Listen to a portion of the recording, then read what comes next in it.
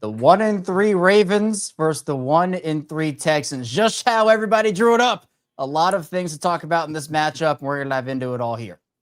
And it's the battle of the disappointing teams. But I think Houston will be able to walk into M&T Bank Stadium and run out with a win.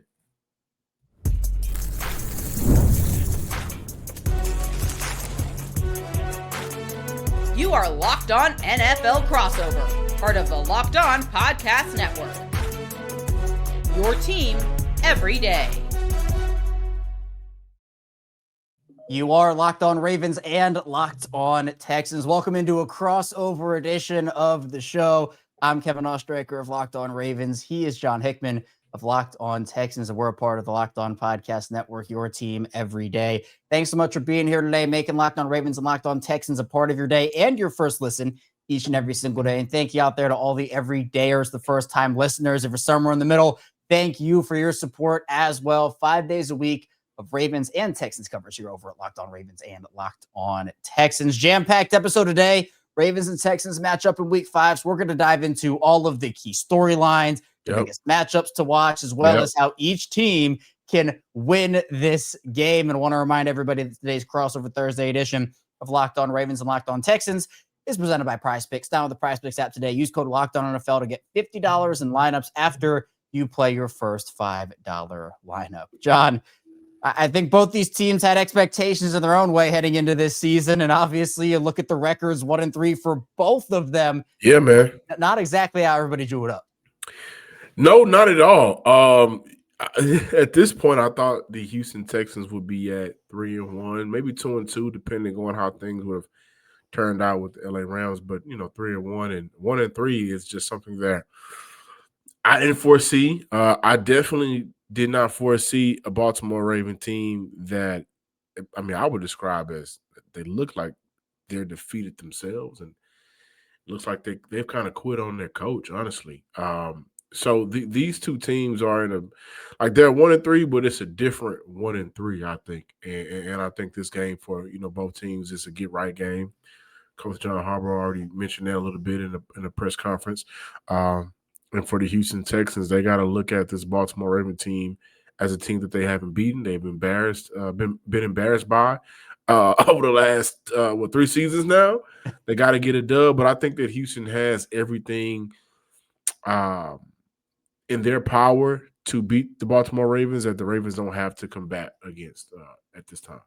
And I find it really interesting you mentioned that it looks like the Ravens have quit on John Harbaugh and kind of the coaching situation right now. I mean, look, the vibes are awful. Like it honestly, worst I've ever seen the Lamar Jackson era. Honestly, maybe even precedes Lamar Jackson in terms of how bad the vibes are right now in Baltimore. John Harbaugh getting a little snippy and snappy with reporters when talking about Lamar Jackson's injury situation, which obviously we're going to get into a lot over the course of this show. Is kind of asked the same question bunch about Lamar because, hey, it's a big story. And John Harbaugh, he ended up not appreciating it by the end of the press conference. And again, like, he's not going to be all happy about the situation right now. But you're right. Like, on the field, the team look dejected. They look tired. It's not the vibes you want right now. And it kind of sets up for a must-win game for both of these teams. You do not want to be 1-4. And I'll actually start off with a fun little stat, John. Not necessarily fun for the Ravens, but it's kind of crazy that the last turnover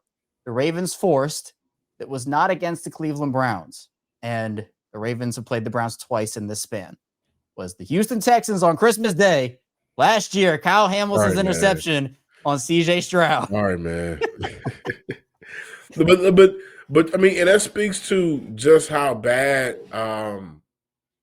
Speaks to a couple of things. And Kevin, whenever we do these crossovers or these shows, we have a good time just having a good conversation. But it speaks to, number one, how bad that DB room is for the Baltimore Ravens with Kyle Hamilton, who a lot of people consider 1A, top 3 safety in the NFL. But that also points to just how the Baltimore Ravens have had the Houston Texans number to where they're not, unless it's the Browns. And the Browns and Houston, they've been connected with each other for several seasons now for several different reasons. But, like, they have the Houston Texans number, but outside of Houston, that DB room ain't really scaring nobody. And I think this year will be the year where we look at it and say Jair has been disappointing. In my opinion, Nate Wiggins and Kyle Hamilton have been the only two guys that you can kind of hang a hat on. Marlon Humphrey looks like he's going to retire and maybe reach out to the Locked On Podcast Network for a job. So these two teams, like for Baltimore, it's a get-right game to prove you can still beat the worst of the worst. And right now, 1-3, Houston still is one of the worst teams in the league. But for the Houston Texans, this is a weak team. They're facing injuries, and you still haven't beat them. So it should still be personal for Houston. They should be able to go into their game and take it personal, and come out with a win. And it's so crazy too, John, because you mentioned the DB room, and there are 5 former first-round picks in that secondary. And Goodness. Coming into the year, I said, hey, this is the best secondary in the league. Or you have all these top talents like Marlon being the slot guy, Jair coming in on that deal. Obviously, Nate Wiggins, Kyle Hamilton. They draft Malachi Starks in the first round out of Georgia in this draft.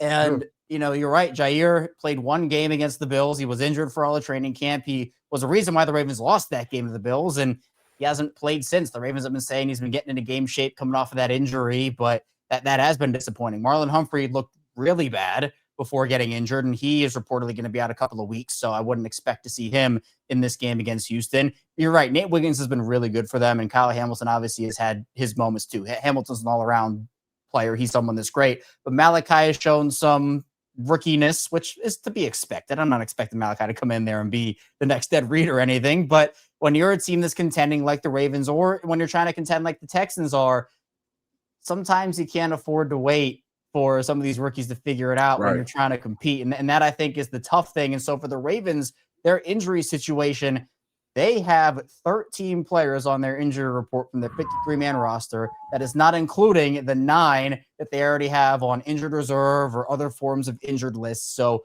1 month, 4 weeks into the season, the Ravens dealing with some form of 22 different types of injuries, 23 if you include Jair into that equation. So it's about a bunch of rookies stepping up and guys taking advantage of opportunities. But John, we know how good that Houston defense has been in certain categories and areas this year.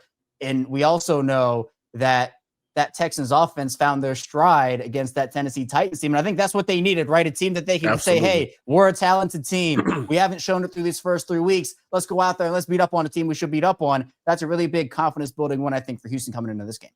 And it's how they did it. The first 3 quarters for the Houston Texans, I was at that game, and I was just ready to leave. But they go into the end of the third quarter with a score on that drive, and then they scored 2 more times in the fourth quarter. How they got it going, getting the rookies involved, which a lot of people here in Houston, from the fan base, the people in the media, have kind of been beating the tables and saying, screaming, get those rookies involved. And so I think that's a big storyline to look at. How will the Houston Texans rookies and inexperienced players fare against the Baltimore Ravens rookies, or their inexperienced players that are not used to playing a number of snaps that they may have to play this Sunday? And then also, man, a big storyline for me is just 15. You know what that number is? It's not Carmelo Anthony's jersey. You know what the number is? Nikola Jokic's jersey. It's that jersey, yeah, but that number is the amount of times Lamar Jackson has been sacked this year through 4 games. Right? And that number would have been a little bit higher if you finished that game out, depending on if they would have let him go out there swinging. So, like, both of these teams, Kevin and our listeners, it feels like just a tale of 2 1-3 teams, right? While the Houston Texans could use that Tennessee game as a moment of ascension, it feels like for the Ravens, it's starting to descend for that program right now. And that's why I think this is an even game, but I think this is a game where Houston should be able to come out and be better at all of the things that the Baltimore Ravens have no answer for. And protecting their quarterback is one of them. You know what else number 15 is? It's Cooper Rush's number. So coming up in the second part of the show, we're going to be talking about the Lamar Jackson situation. Is he going to play? Is he not? What does it look like if he does or doesn't? Plus, some big matchups to watch for both the Ravens and the Texans. So be sure to stay tuned. We have plenty coming your way on this crossover edition of both Locked On Ravens and Locked On Texans.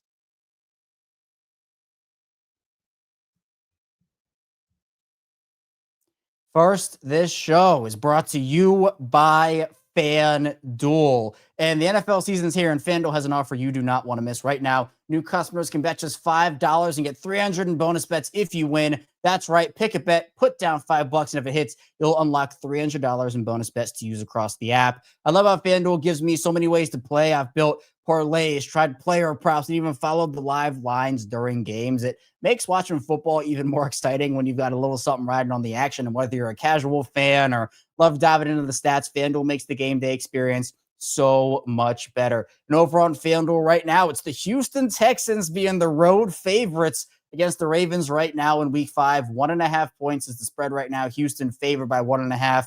So maybe you like Houston as the road favorite. Maybe you like the Ravens as the home underdog. Regardless, FanDuel is the place to be. So what are you waiting for? Visit FanDuel.com to download the FanDuel app today and get started. And the show is brought to you by Mazda.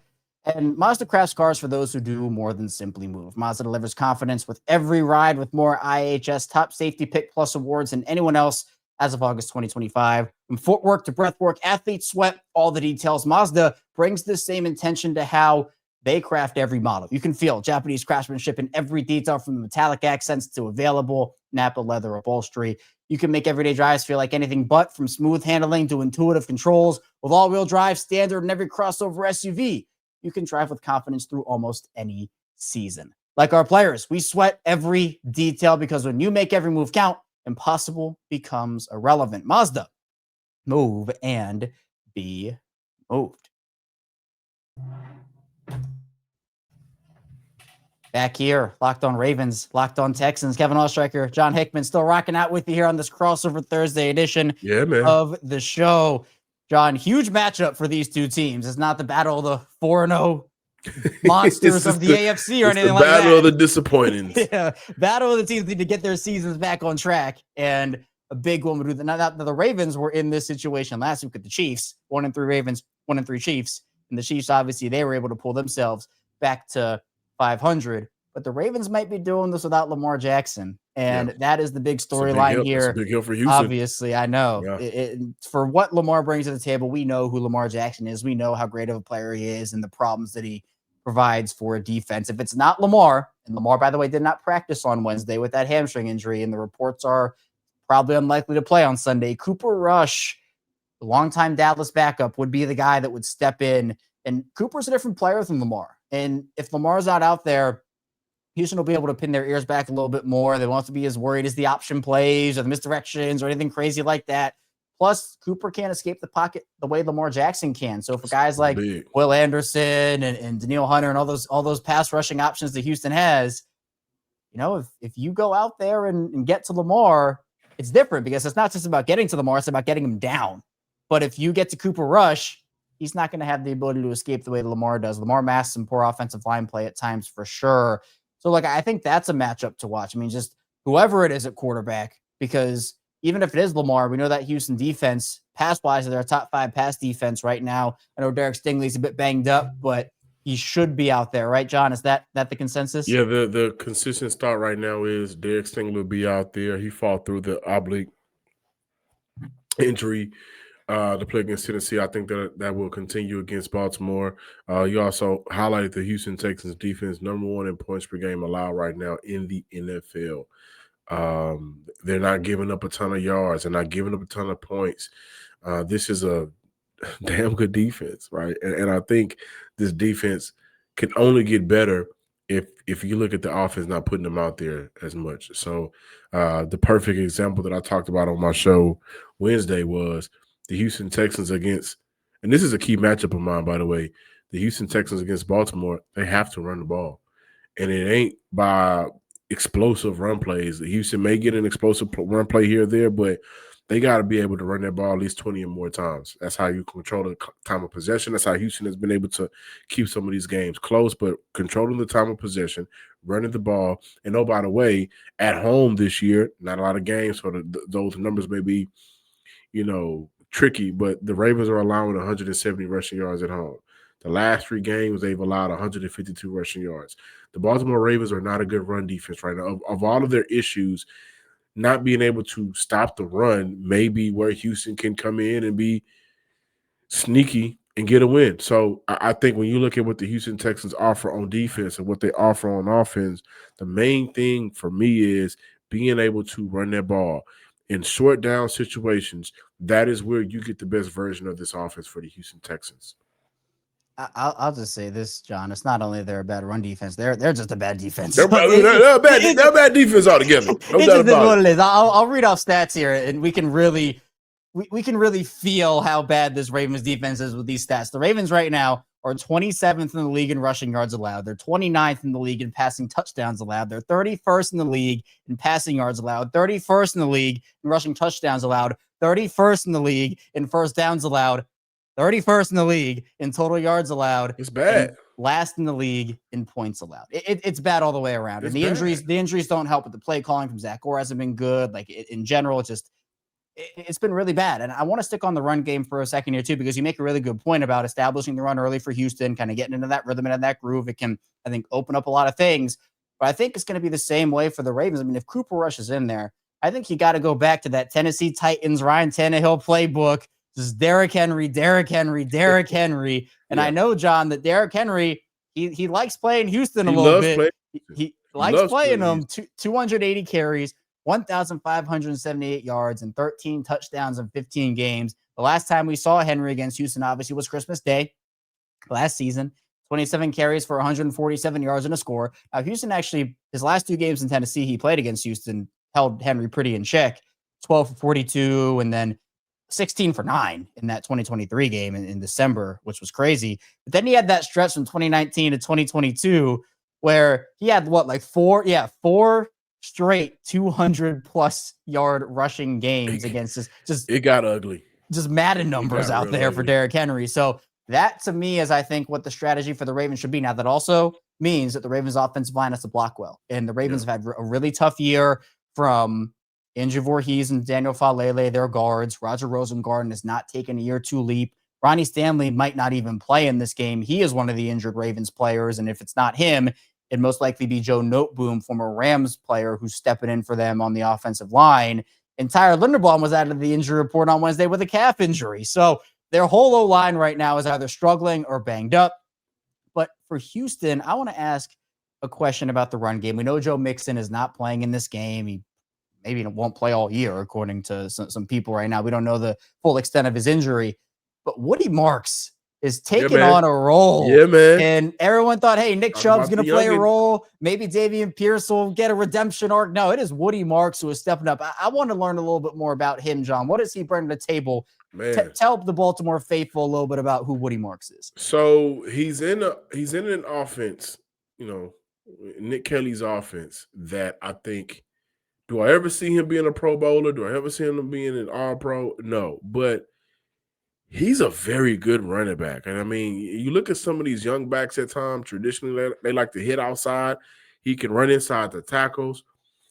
He does a very good job with his vision, does a very good job of hitting the hole and trying to pick up yards. But what makes him so good, potentially, so where he can be special, is how he impacts the game on the ground and through the air.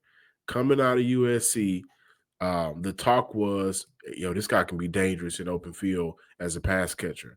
And what I like about Nick Caley from what we saw Sunday, he's going to intentionally get him involved in the passing game. Screens, Texas routes, option routes out of the backfield. And he does a very good job of picking up blitzes on the edge. And so you look at a running back, a lot of us may say a young running back, but if my memory corrects me, not correct me, I'm sorry, but if my memory serves me right, he was in college for 5 years.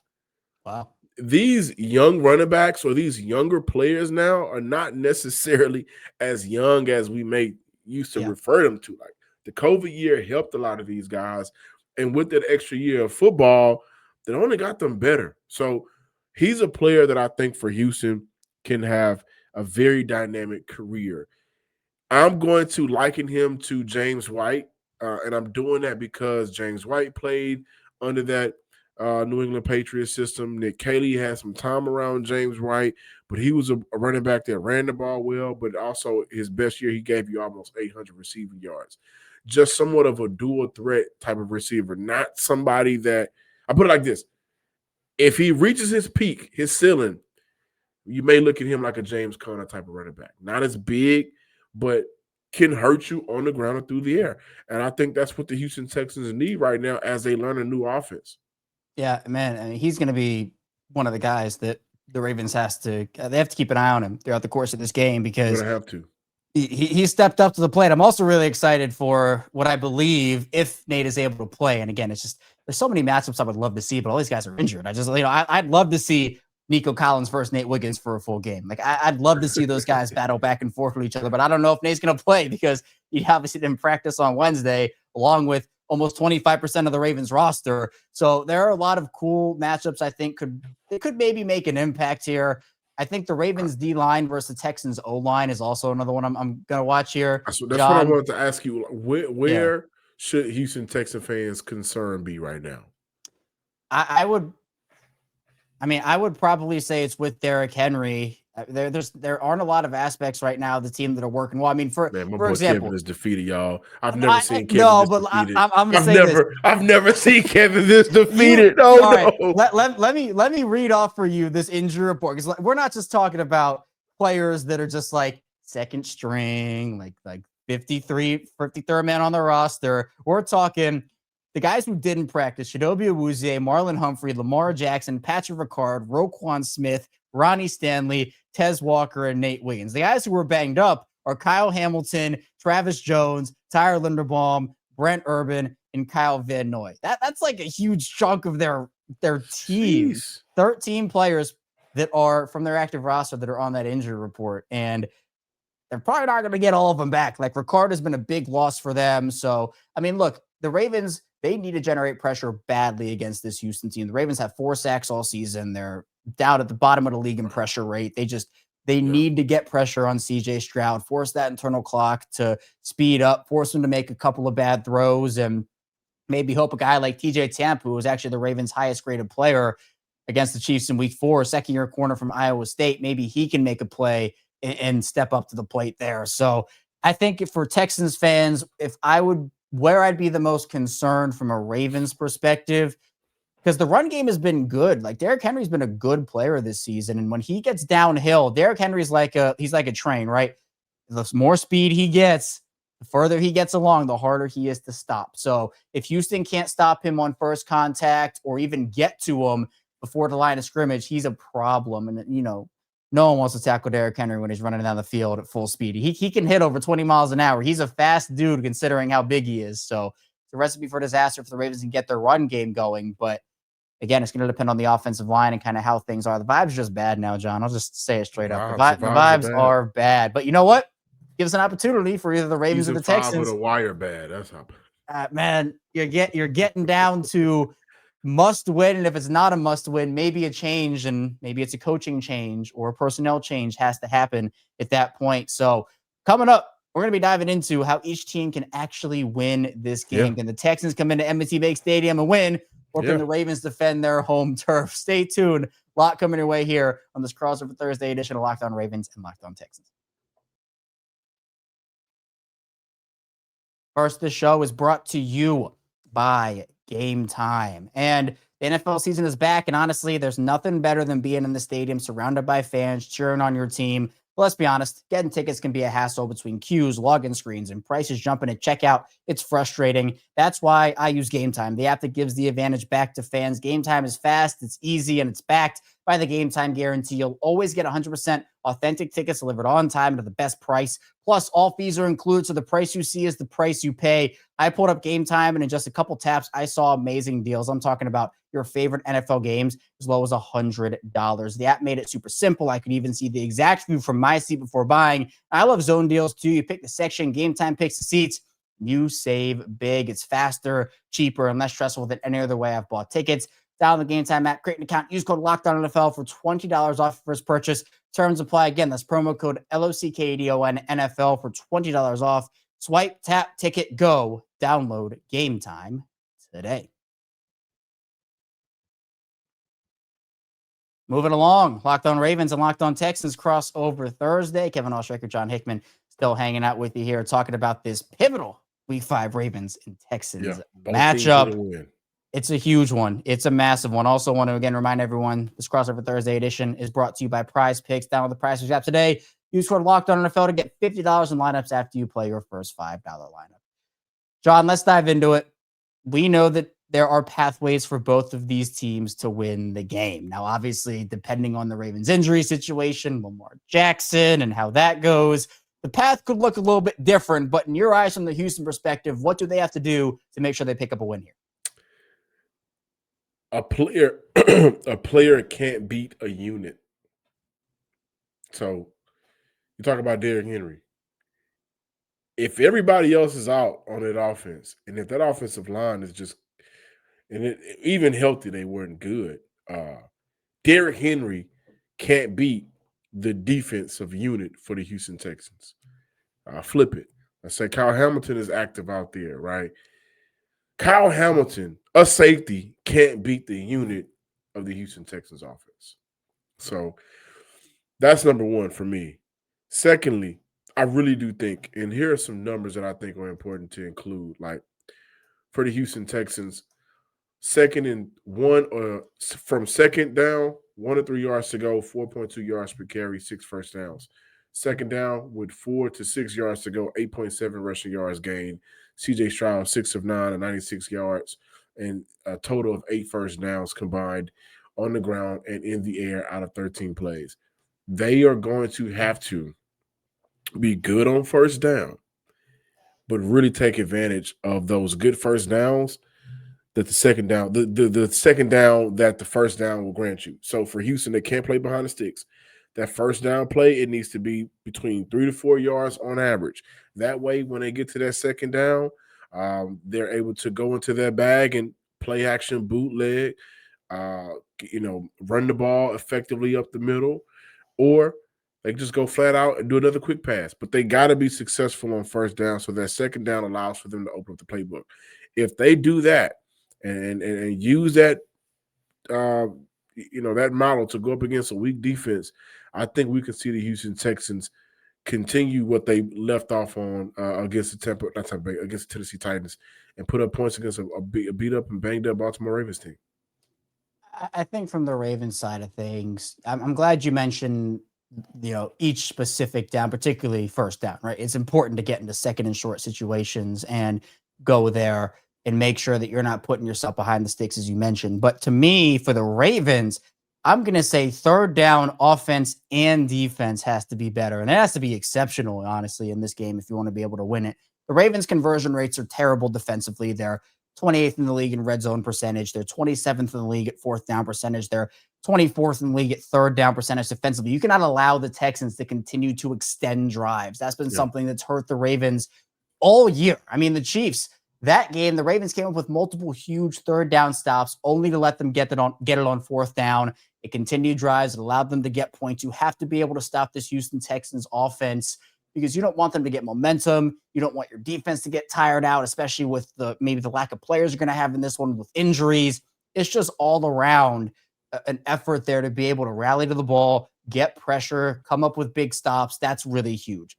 If Lamar Jackson is not able to play, I just kind of think, hey, you got to slop the game up. Like, I just think that's how teams look at it when they're trying to beat the Ravens. Like, okay, how do you stop a team that's so good, or, the offense of Lamar Jackson? You slop up the game. I think that's what you have to do against this Houston team, where you run with Derrick Henry. Hopefully they activate Keaton Mitchell for that game. He is someone I think could make a big impact, assuming he is active. John Harbaugh said there's a chance, but I don't know what that means. And John Harbaugh speaks, so we'll see. But I think, in my opinion, you have to run the ball effectively to start, because that will force the Texans to respect that. Because against Derrick Henry without Lamar Jackson, much like we saw in Tennessee, you can just stack the box and kind of pin your ears back and go. But if the offensive line gets enough push, gets to the second level, Derrick Henry rips off those big runs. Who, by the way, Derrick on the season right now, I mean, he's playing good football. He's averaging 5.8 yards per carry, but he only has 49 attempts through 4 games this season, which is far too few. One of those games, I was like, why isn't he in the game right now? It's still a close game. I think it was a 3rd and short or maybe a 4th and short, and he wasn't out there. Then he couldn't punch it in.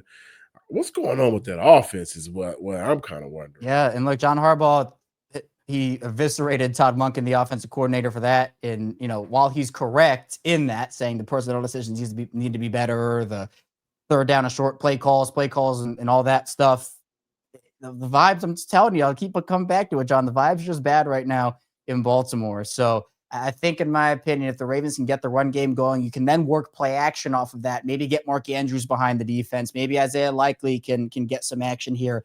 Zay Flowers or Rashad Bateman, they need these guys to step up. Zay's been great to start the year, but with Cooper playing, it's going to be a different type of offense. It's a different skill set than what Lamar Jackson brings to the table. So look, hopefully Lamar can play. Obviously, at this point, hasn't been officially ruled out yet, but man, we hear the reports that it's pretty unlikely he's going to actually suit up in this one. So we will see. Yeah, I don't think so either. So look, there are pathways for both the Ravens and the Texans to win this game. Both of these teams need it, and we will see which team comes out on top. But that's all we have for you on this Crossover Thursday edition of Locked On Ravens and Locked On Texans. Thank you so much for tuning in to the show. On the way out, be sure to hit the like and subscribe button, both video form and audio form, as well as we give you 5 days per week plus more of daily Ravens and Texans coverage here on Locked On Ravens and Locked On Texans. So be sure to tune in tomorrow for our end of week episodes. We'll see you right back here soon on Locked On Ravens and Locked On Texans.